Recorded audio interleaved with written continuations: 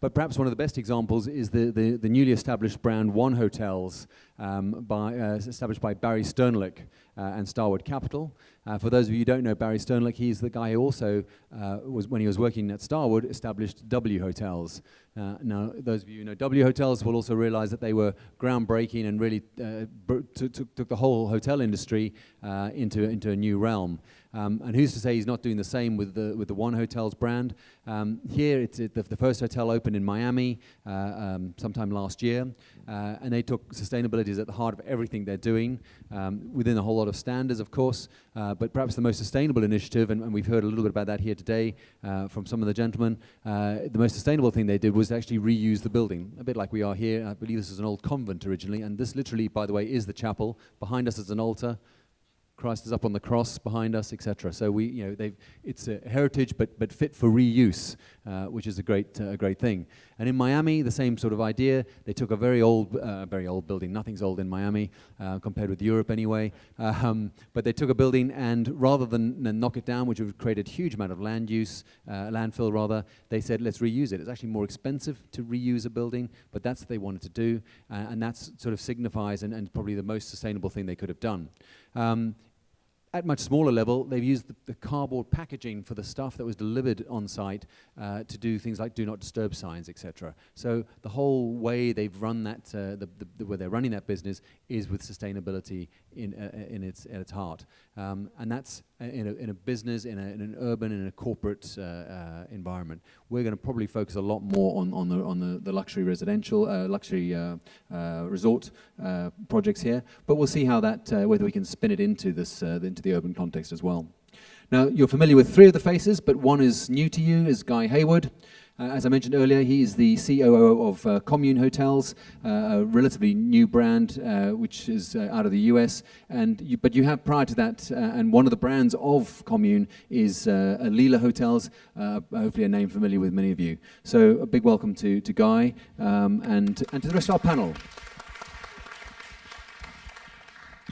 So I think in a way to get Guy straight in and put him on the spot a bit and get him involved, I was looking very much at this idea of, and I mentioned it in the early part of my discussion, my introduction, Guy, that you've got this dichotomy, if you like, between the owner-operator, the owner and the operator, rather. The owner pays for all the sustainable initiatives, the hardware, if you like, the solar panels, which no one wants to talk about, but the grey water recycling, whatever it might be, and yet in the way, the operator is the one who benefits from all the cost savings. How do you deal with that relationship? And I'll ask you sort of with both an owner and an operator type head-on, and perhaps you guys can respond in terms of being certainly the design side. How do you fit in that equation? Okay. First of all, I just want to pick up on something, before I answer the question, something you said earlier, Guy. One Hotel, never heard of them. Starwood, never heard of them. Leela Hotels and Resorts, on the other hand, I've heard of them. No, it's a very good question. I mean, it's a big subject, and unfortunately, we really don't have enough time to do it full justice. Sustainability in our industry, I think, is key to everything that we do.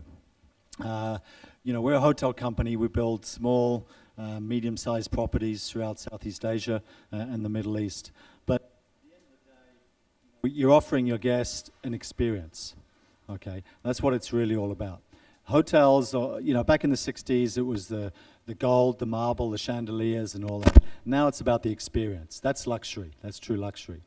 That experience comes in many forms and facets. But how do you blend the experience that makes you unique and at the same time stay conscious of the environment, maybe a little bit more than conscious of the environment, maybe proactively engaged with the environment, maybe proactively engaged with sustainability. As Bill talked about, there's many forms of sustainability, not just environmental sustainability, but social sustainability. How do you engage your local community? How do you engage your surroundings? We talked about using local building materials, local stone, local wood, all those sorts of things. I mean, I think that should really go without saying. Unfortunately, a lot of people aren't living that anymore. Like some of your owners. Some of our potentially. Owners. Yeah. So that's then leading me on to to answer the question. as a hotel operator, and architects and designers, and like all of you guys, probably consultants of one shape, form, or another, ultimately, we're the people that don't have the money, right? It's the people that have the money that make the final decision on just about everything. So how do we influence that decision? How do we influence an owner to make the right decision? How do we make sure that when we're dictating that we want the walls to be made out of this particular local stone, and we want the roofs to be flat to capture rainwater, and then we're going to plumb that rainwater to the holding tanks, and it's going to be pumped back up to the recycling plant, and all these kind of fairly normal sustainable practices that maybe cost a little bit of money. How do we ensure that they get Well, presumably you show them that there's a good return on investment. You can try and do that, exactly, but it doesn't always work because sometimes it actually costs extra money.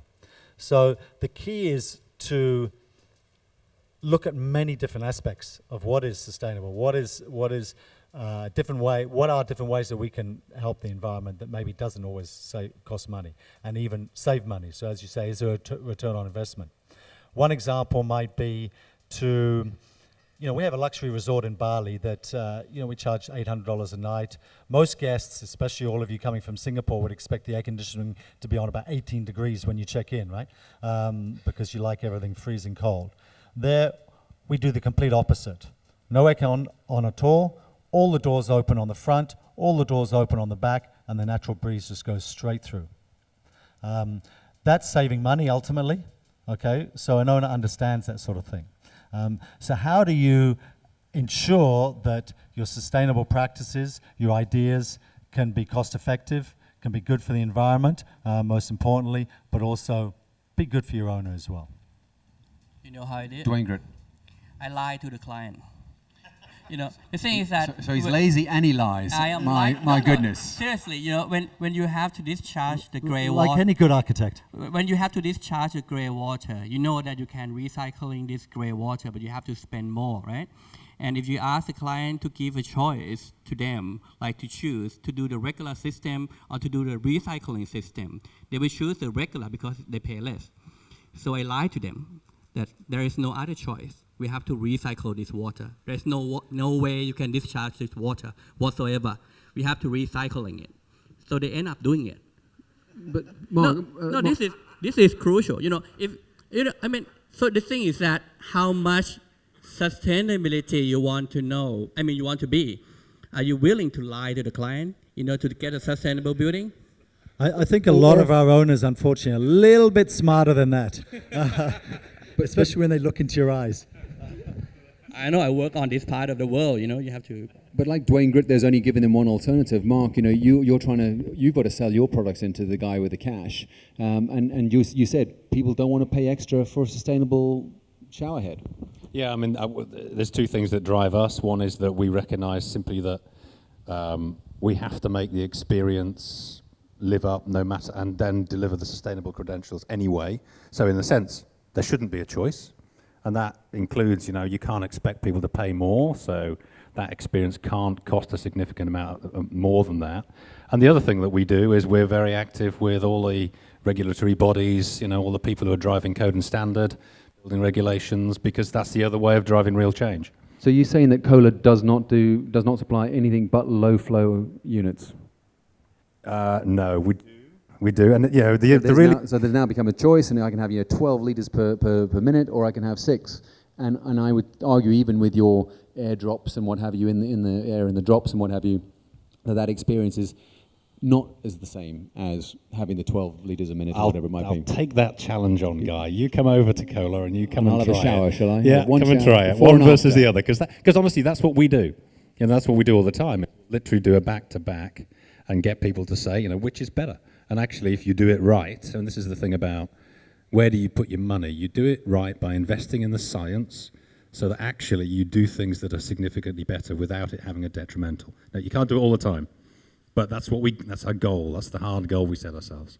It could just be like LED lighting, so simple, and probably 10 years ago people didn't like it, but now they just accept it because that's what's all about. Yeah, but it's also about the look. Ultimately, all designers and most of us hoteliers and so on will take the look seriously into consideration.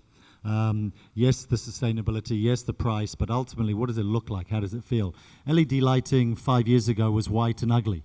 Now you've got all different colored LEDs. You can dim them LEDs, which you couldn't before. So it makes sense. Solar paneling, used to be ugly. A big solar panel and a water heater stuck on top of a roof was ugly. But now also it's not. A lot of it certainly with the lighting, is halogens are banned. You can't buy them anymore. So you're having to go the LED route. And that's often, it's only when there's a stick that people bother to do something. They're going to do the minimum amount.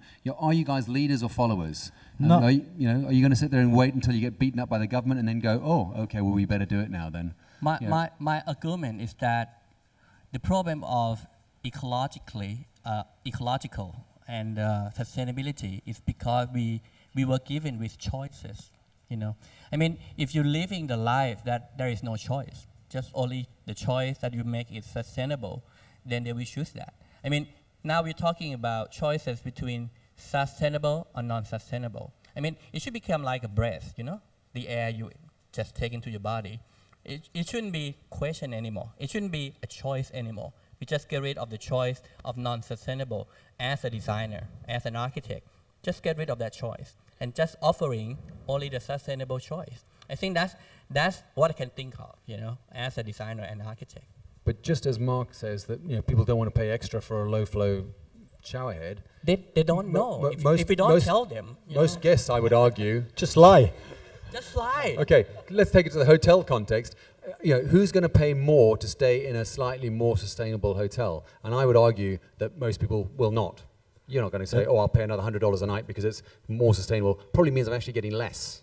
That's a very good point. I mean, I was working with a gentleman who started an OTA called GoGreener.com. Online travel agent, for those of you who are not. Online travel agent, sorry. Like Expedia and Agoda and so on.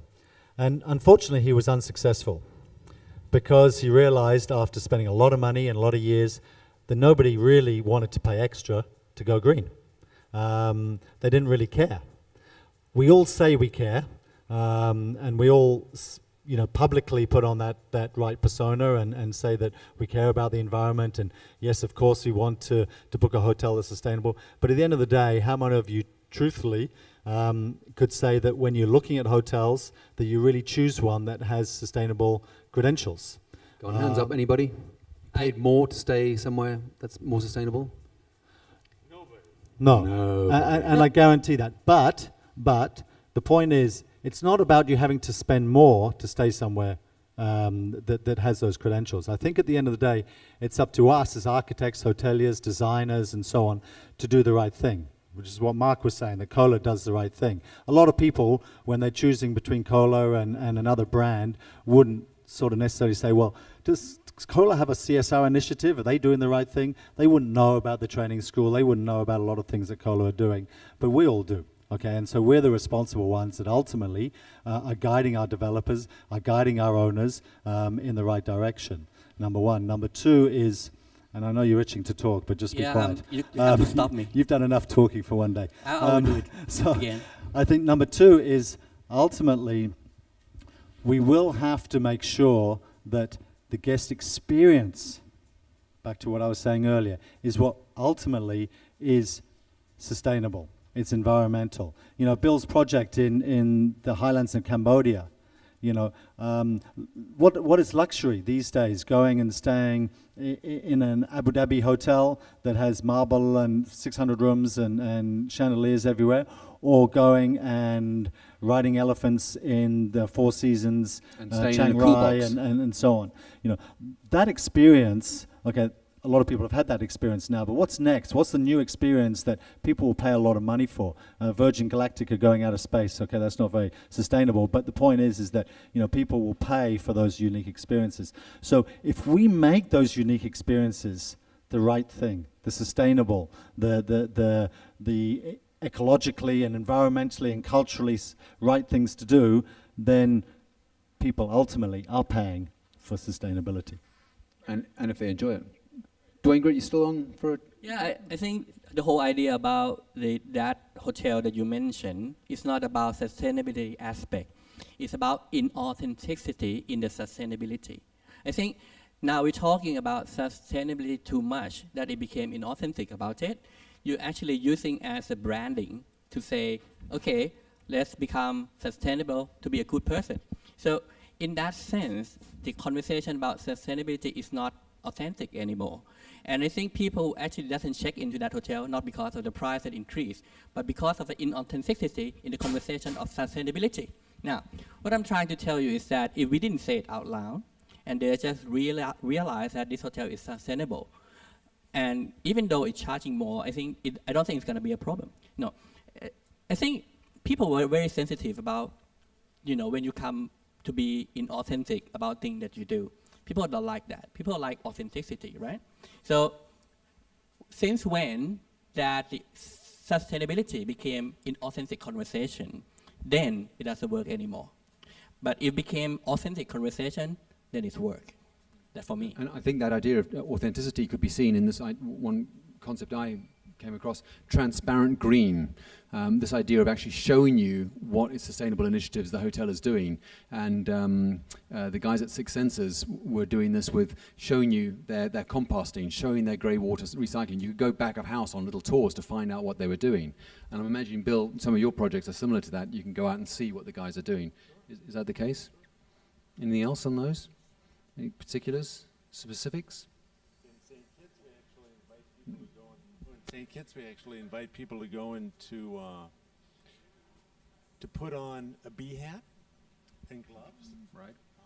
Collect some honey. And collect some honey. Have you ever done that? I've never done it, Yeah. and I'd like to. Have you ever done that? It's a good one. Yeah, we one of our hotels in the States, Carmel Valley Ranch, has beehives. Yeah, and it's very cool. But on that point, Guy, I think that those experiences, whether it be beehive, whether it be looking at what they do in the back of house. I was just recently at Sonova Fushi, which used to be one of the Six Senses before they split, and they basically are zero waste to landfill. They recycle pretty much everything on an island in the Maldives, which is quite incredible.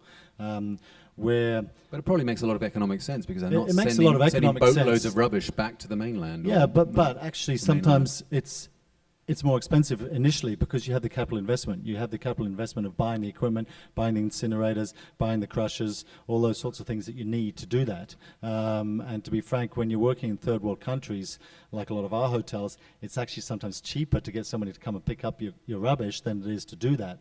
But what do they then do with that rubbish? I mean, take Bali as an example. Presume most of you go to Bali and love Bali like we all do, but Bali has a huge rubbish problem, absolutely huge. I mean, I've been going to Bali since '97 when I moved there with Arman Resorts. Now, starting this year, all my 5 hotels in Bali will be zero waste to landfill. We're going to be the first company in Bali that can say that. We are investing in the equipment all the way down to glass, rubber, petroleum. All of it is going to be recycled on property. So, these are the sorts of things that I've been working 12 months to convince my owners to jump on board with this. But the marketing power, I think, outweighs the initial capital investment. So will people pay more for a green hotel? Not necessarily. But will it get you publicity and exposure? Absolutely. Yeah, potentially greenwashing there. This whole sort of idea of not throwing you throw your towels on the floor or put them on the rail, and all the hotels are trying to do is save money on the washing, isn't it? Really.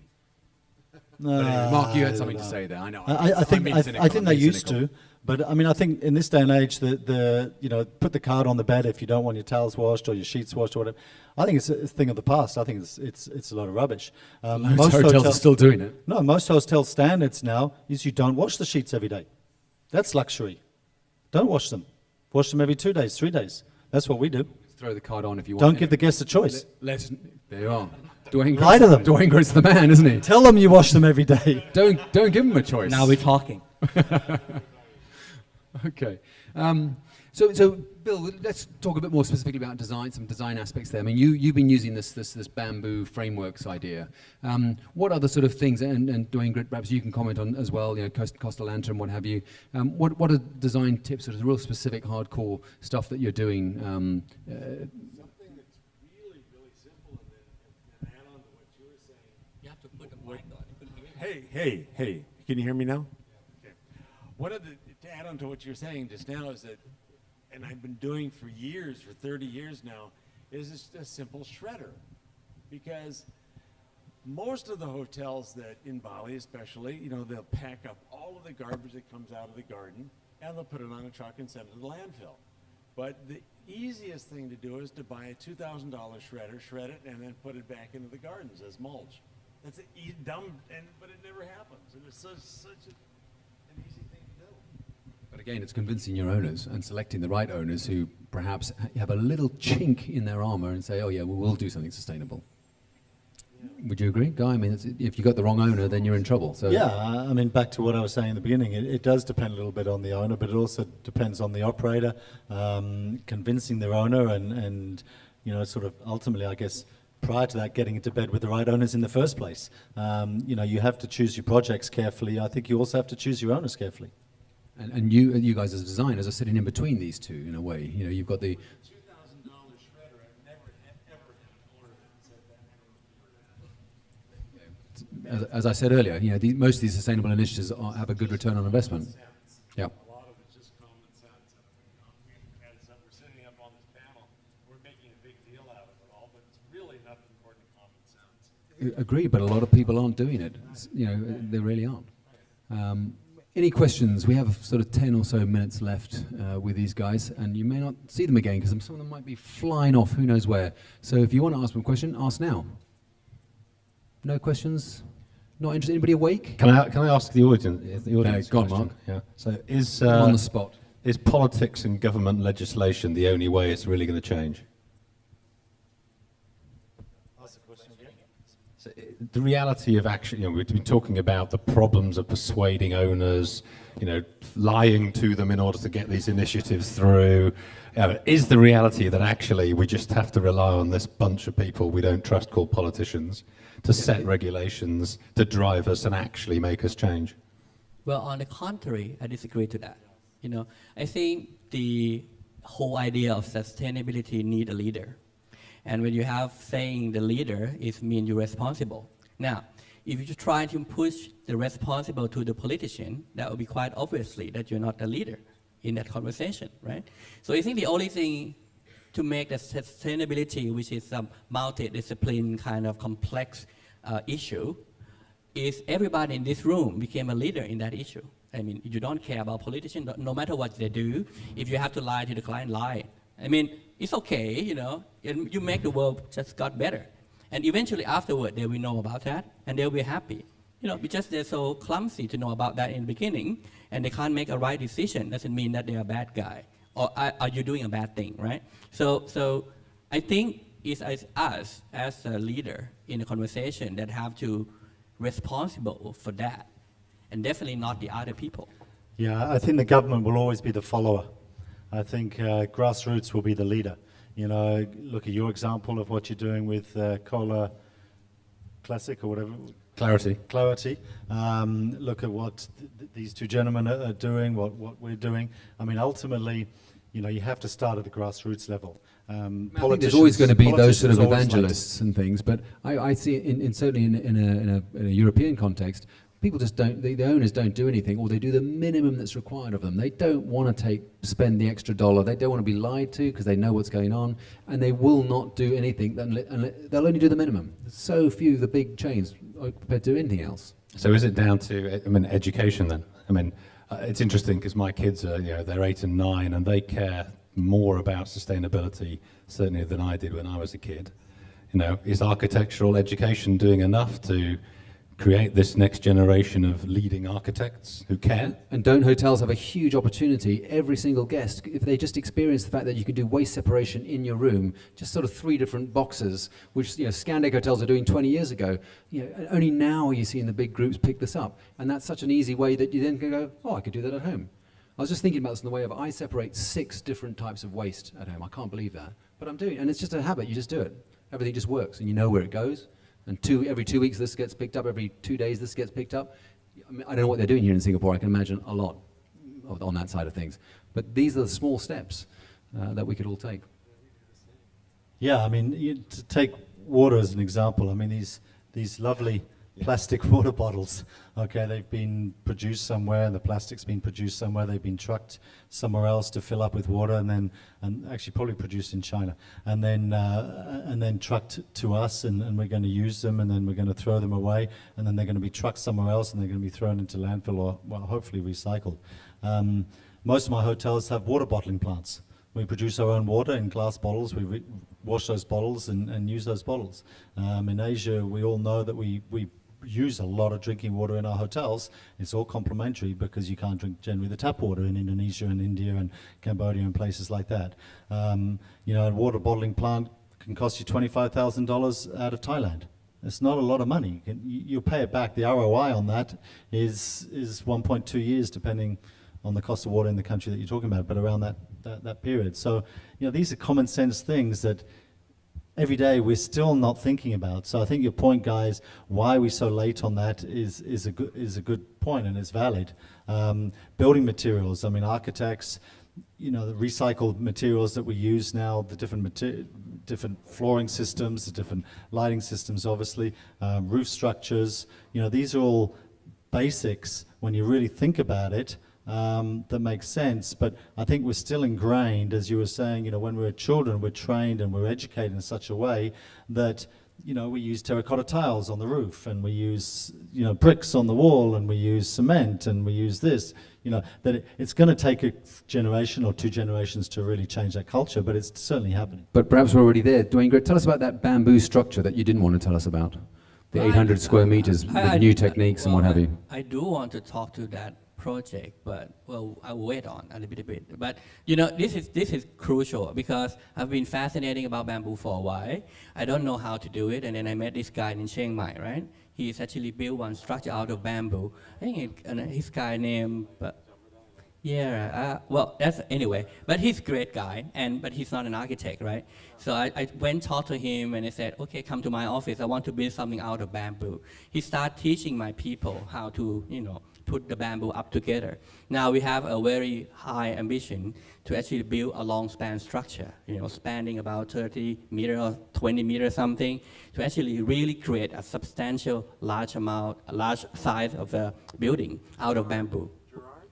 No, it's not Gerard. It's a guy. I forgot his name. But anyway, so we're working on that right now, and I'm very excited about that because we're gonna bridging to the new level of how bamboo being used to replace the steel structure completely, and it's gonna happen in Thailand, which I'm very excited about it. So it's gonna be fabricated out of the space frame structure, but made it out of bamboo. Now, what is that important about? It's not about Duong Rit design a bamboo building, but it's a new level achievement of bamboo, what bamboo can do. I'm a great fan of wood. I love using wood. And I think if you actually using wood from a sustainable forest, it will be great. You know, it's 0.8 energy per unit to actually using wood. It's an eminent energy so low compared to 20 of steel. You're using less energy to produce wood. I'm dreaming of building a high-rise building out of wood. I think one day, just for the sake of ecological reason for that. So the reason I'm excited about the bamboo structure, because it's going to be bridged into a new scale of the building, and that in a new set sample for Thailand that, you know, eliminate the previous thought about what bamboo can do. So yeah, new use for an old product. On bamboo, have you researched John Hardy? Bamboo I know Foundation? him. I met him a few times. Yeah, I met him in Nevada. We went to Burning Man together, and I gave a lecture in TEDx in Bedrock City, and I did that with John Hardy. Yeah, I met with him. He's built a whole international school in Bali out of bamboo, and his whole workshop now, his jewelry workshop, John Hardy Jewelry, is all made out of bamboo. He's a nice guy. He's a nice guy. There you go. Bamboo, the future. Well, Questions? It's the fastest growing. I don't know if it's qualified as a wood. Is it qualified as a wood, or anyway? It's the fastest growing plant material. And therefore really it's a grass. sustainable, etc. It's a grass. Okay, it's the fastest growing grass material that you can use to hold a building upright, because that regular grass wouldn't work. And you can't grow steel or stone. You can't grow wood. Yeah. You can't. Any questions for our guys? We're sort of on time. So, no one, he's still awake, this is good. Okay. You make our job too easy. Yeah, exactly, exactly. Although it's been pretty hard to argue against these guys, I think. You can try. Mark, you're talking a lot of, obviously, new product development is what you're about. You even had like a packaging engineer there, and this whole idea of getting 6 boxes and stuff. I mean, okay, and we talk about bamboo. New materials, what are you looking at? What's sort of new and next for you guys a bit down the line that you're experimenting with? Obviously, we see the recycling of the ceramics into tiles and things. Anything else that you're doing that you can share with us? Well, I mean, you saw there, looking at our waste products, we're thinking about total life cycle, so we're looking at not just our waste products, but how other people's waste products could potentially contribute to what we do. Wood, I mean, extensively now, looking at how we can move away from some of the processed woods into more natural woods. Bamboo is something we're already using in bathroom accessories, and we're starting to look at more. I mean, coincidentally, I just built myself a bamboo bicycle last 2 weeks ago, so there you are. And we're trying to move, we're thinking about total life cycle. So we're really thinking also about durability. We're in such a disposable culture. We build cast iron bathtubs, which will last you several lifetimes. So, if we do those right, if we design them right, then you should be able to reuse them. You should be able to just leave them because they're doing a great job and they'll last forever. So I think, those are the areas we're looking at. As long as Guy would say, they still look nice and they still look good. That's important too. We're on time, I think, for this. Any questions? I'll give you a last chance to pick these guys' brains. And if not, Don't you dare. don't you dare. He's lazy. He's lazy, isn't he? You see, he wants to get out of here. Okay, everybody. We have a question. And I think it might be for Dwayne Grid. Hold on, let's get a microphone up there. You don't know these people, right? You have to challenge them. I'm Swan from Axis Architect. We're talking about these green hotels supposed to be more expensive. People are paying more premium to stay in hotel in like this. Is it operationally, actually, is it going to cost more to operate a green hotel? I thought it should be cheaper. Probably one for you there. Yeah. No, it should be cheaper. That's the whole point. From the point of view of the developer, that's what you sell them on. The reality is that you're also doing the right thing, and I think that's a key point. But yeah, if you can figure out ways to use less power, less air conditioning, less lighting, if you can use way to recycle your water, you're paying less for your water. Of course, the operating costs will be lower. And one point that Guy asked me earlier is he said, well, you're asking an owner to spend more money, but yet the operator's making the saving. The operator's making the saving for the owner and the developer at the end of the day. The operator is just the operator. The owner, the developer, will be the one pocketing the cash. So if the operator is making a saving for the owner, then it's good for him anyway. So it should be the capital outlay up front will generally be more expensive, but the operating costs will generally be lower. Surely if it costs less to run, you should actually be selling the rooms for less. But anyway, that's another story for another day. Did that answer your question? Yeah? Any more up here in the back? I didn't answer that. I want to answer that. You want to answer that? Go on. For the project that we're doing in Tomorrow with us, the Shintamani Wild, I'm the operator, I'm the owner, and the designer. And to get the electricity to come from miles away to be able to connect to the sewer system and so forth, it would cost us an enormous amount of money. So the practical approach, which also happens to be the sustainable approach, is to do everything internally. So yes, that's absolutely the cheaper way, but it also it makes sense. Now, there's no science behind it. Common sense. No comment. Yeah. And we have another question up here as well. So guys, now they're talking. Hi, I'm Hok Beng from Maps Design. I would just like to make some closing remarks. I think some observations. I think the word sustainability is overhyped, overused, and I think speaking as a designer, we never even think of the word whenever we start a design exercise. And if you listen to Bill and listen to Bernard, both of them are actually talking about very intangible part of design, even though Bill's works are very tangible and Bunat works are also very, very minimalist and Bill very maximalist. But what is interesting to me is that both of them talks about things that are intangible. Bill talks about respect for the land, the culture, and the people and the animals. And Bunat talks about respect for space, for materials. So as designers, I think any good design is sustainable design. So it's really not part of our tangible vocabulary. That's all. Thank you. Wow. Thank you. That's great, isn't it? Sustainability should be part of everything we do. And I think that's a very good note to leave things on. Sustainability should be part of everything we do. Ladies and gentlemen, thank you for your time and your attention. Please do the same for our speakers. Thank you very much.